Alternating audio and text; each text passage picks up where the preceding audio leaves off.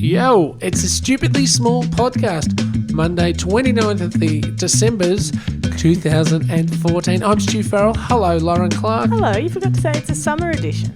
Oh, the summer casts. Well, it's been the weekend, so I'm allowed to be a little bit dusty. Nice. And we've gone all post-ham. Have you unhammed and un-turkeyed your system? Or whatever You the hell know you that I want? don't have ham or turkey.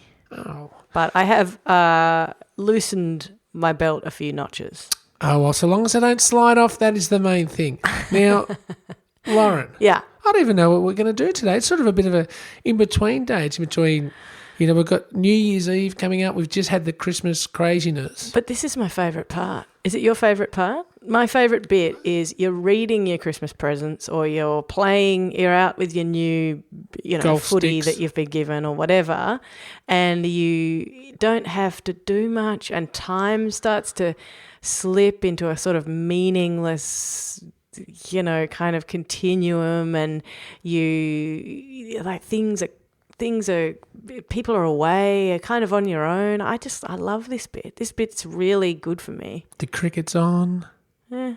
Oh. No, even I, as I said before, that's not watched the cricket, does not mind the sound of the cricket in the background. It's good. It's a good thing. Even though the commentary's subpar this year on the ABC, we're not talking about that today. It's all positive during the summer casts here at Stupidly Small headquarters. Now, even as a kid, this was probably the best time. Was it? If we're walking down Reminiscent Lane for just 2 seconds. We do love it there. It's a lovely little laneway. But we should get out of there occasionally. You reckon? Put the car into drive rather than reverse, you know what I'm saying? You like that one? It's got a metaphor. I did put the car in neutral once and then got out of it and Oh dear. went inside. And I was a kid. I was like 14 and we grew up in a house with a steep driveway. Oh dear. And I was yapping on to my parents or something and just heard this crash. Oh. And the car had decided to roll backwards from the top of the driveway. It was flat, then turned into the steep. It's rolled down the driveway straight, had gone across the road and across into the next house across the road. No. Yeah, but missed all other cars, missed any fences or anything bad, and just hit like a palm tree. Oh my. And it stopped it from driving through the wall of the house. Wow. And it was a solitary tree. Wow. What happened to the car? It was a Statesman, like an old 70s So it's Australian okay. Statesman. Yeah. Just a little ding. It was. It was a big steel bumper bar. So, Wow. and to this day, I still, you could have killed someone. There could have been a kid walking down the road. We lived in a court. And it's like, yeah, okay, it didn't happen though. So sometimes it's not worth hanging on to the past. You know? Yeah. Should the past be left in the past? Well, Or you can pick and choose, can't you? Well, this is the problem. People cherry pick their past, and that's what happens at funerals, right? Yeah. It's people want to remember a past that might not exist for the particular person that's cactus. Yeah.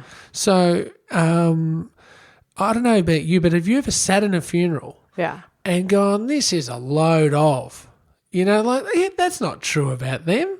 Have I? I don't think I have. Really? So you've gone to full believer funerals. Have you been to the fictional funeral before? I haven't been to a lot, which is a Oh, good thing. Terry, he was such a wonderful man. Right, no. He did this and this, and everybody loved Terry. Yeah. And you look around, there's like 7 people in the Right. chapel, and I went to a funeral once, and they were saying how much of a great guy this person was. Yeah. Seriously, there was about 8 people there, and 3 of them were Nazi skinheads. Whoa. And I'm going, who are those people anyway? But What were you doing at this funeral? well, that's what I was asking of the Nazi skinheads. I was related to the person. But, surely that audience might be a bit of a stretch. Yeah. Oh, yeah. I mean, he was wonderful. The community loved him. yeah. I'm thinking, what community?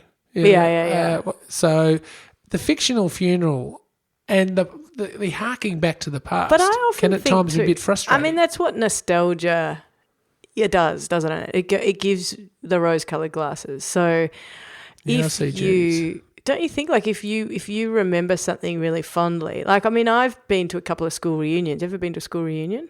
No, I refused. Right. Only because I never felt like I had achieved anything. No, but that's when you go and you find out like what other people are up to, and it all gets put in perspective, and you realise, oh, everyone's just a person trying to exist in the world. But don't you think the reunion now has been superseded by social media? We all know what we're doing. Totally. No, but except that there's no surprises. There were a few surprises at a couple of mine, despite social media. But yeah, because social media's reach isn't entirely, but massively. It would have been a massive difference. But the whole 20 years ago. But the whole thing about that is, half the time you don't want to friend people that you know from school. Well, that's what I hear. I don't care. I don't friend anyone from school. Yeah. But friend. I love how friend is now a verb. That's right. Yeah. But, God, I couldn't be stuffed. This guy from school is this and that. So if you have friended them on Facebook, you at least want them in your world. Yeah. So the ones that you've refused to friend are going to be at the reunion, and they're like the real bottom of the barrel. So why? No, even if you're like a Rhodes Scholar, would you want to go and boast about that to people you don't want to hang around with? No, but it's not. That's wrong. You've watched too many movies that... You've watched Romy and Rochelle's, whatever it is, School reunion.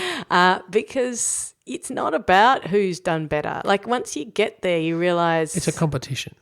Yeah, so you think that it's not. I went to a boys' school, so I went to a boys' school where the question, what do you do? Yeah, how much do you make?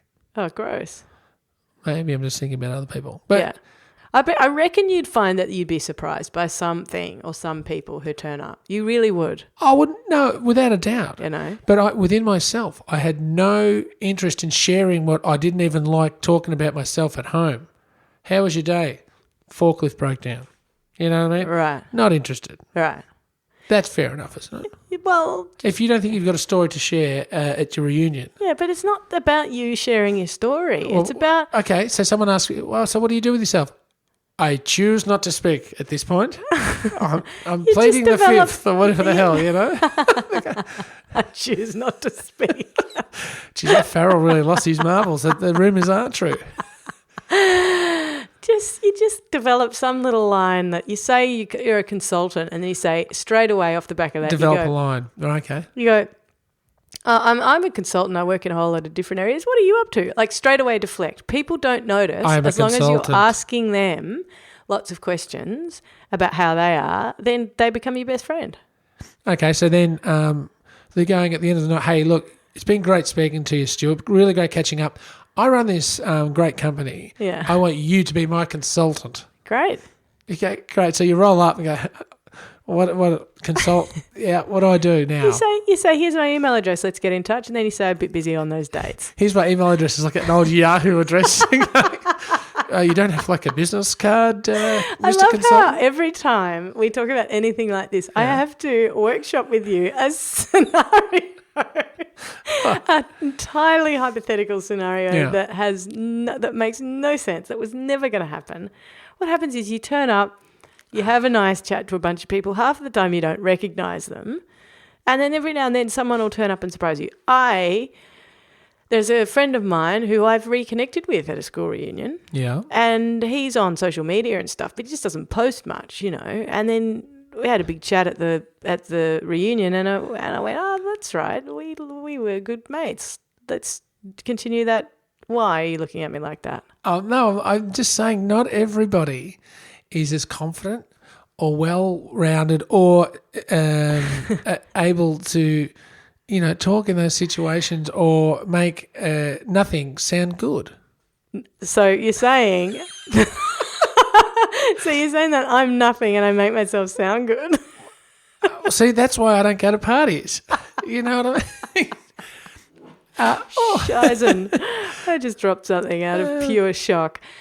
It's a summer series. We are allowed to be loose. I think in the very first one last week you sneezed. So, you know, we're really, as you say, undoing the belts a bit here. We are. And dropping stuff, sneezing. Is it time for seasonal tippage? Why not? Seasonal tippage. And you've got something for us for the start of this new week? I think what is really important for seasonal, just this time of year, is icypolery. So if you are going to... It just brought back this memory of being a teenager. Yeah. And I went out with a girl and she was telling me a story. They worked at an ice cream shop. Right. And anyway, You remember the Calippo icy poles? Vaguely. Yeah, it had to do with her and the strict parents. Anyway, continue on. That was really great. Did she work in an actual ice cream shop where you had to scoop? Yes. Because my friend Sally, it was a Wendy's. Good friend of the show. She can't remember which one she worked in. I think she might have worked in a Wendy's as well. But she had one really strong bicep. Everyone who works in ice cream shops apparently like Popeye. does. Yeah. Yeah, because you're scooping the whole time. Yeah, but one arm was like, nah, fine. The other one was like, boing. It was amazing. It made sound effects. Anyway, I apologise. Anyway, icypolery. It just took me back to the Calippos. You have to. What's your favourite icy pole, Stu Farrell? I don't have one. They hurt my teeth. Really? Although there used to be one that used to suck on that had a jelly spaceship or something in the middle that used to be okay. Ooh, a jelly spaceship. It might have been the Battlestar Galactica. That sounds I'm not sure. Disgusting. What about those ones in the tubes that you just tip upside down and they don't hurt your teeth, do they? Calippos. Is that what? Oh no, the Zappa Dippers. I don't know. The Whipper Dippers. Yeah, your Whippy Dippies or something. No, I didn't mind a cola one. Look, I'll be honest with you. You'd go through a phase, but usually I'd like a lemonade icy pole. That's a classic. That's what I was about to say. Okay, that's your classic. They get to a certain temperature where they were suckable. Yeah. So you could suck the juice out of those things. And I'd have the same with a cola one. Occasionally, I'd like a cola. If you get them and they're sort of mush on a stick, then you're at good. You're at peak icy pole. What about, see, I don't agree with you. I think they need to be a bit harder than that. You don't know what with me? I don't agree with you. I think they need to be a bit harder than that, not mushy. No, it hurts your teeth. They need to be like soft. Yeah, they can't be too hard though. No, I think I'm a little bit further down the scale, and I'd go for raspberry and what's the other one? Lemonade. But otherwise, I think icy poles are something that have been tooled about with, much like another simple thing, porridge. They're talking. Listen. Save this for the winter cast. No, that's what I'm saying. Which is a winter thing, but porridge in cafes or whatever. If you ever go to get breakfast and there's porridge on the menu, guaranteed they are making it. They are tampering with perfection. If you picture a bowl of porridge, I want porridge. I tell you what you don't want: quinoa with bloody quinoa. What's it called? Chia seed? Juice on it and stuff and it's. What's it called juice? I don't know. Who's put what's it called juice into porridge? Lots of people are putting what you call juice in porridge. Trust me. There is not a simple porridge. There is one place that does a simple porridge that I know about in Melbourne, and there is one that I'm sticking to. And I think the simple porridge and the simple icy pole, you just got to keep it simple. That's my seasonal tippage. You got a bonus winter one in the summer as well. Well, starting off the week with a bit of venom. Lauren, it is time. What time is it? Time. To get back in the pool.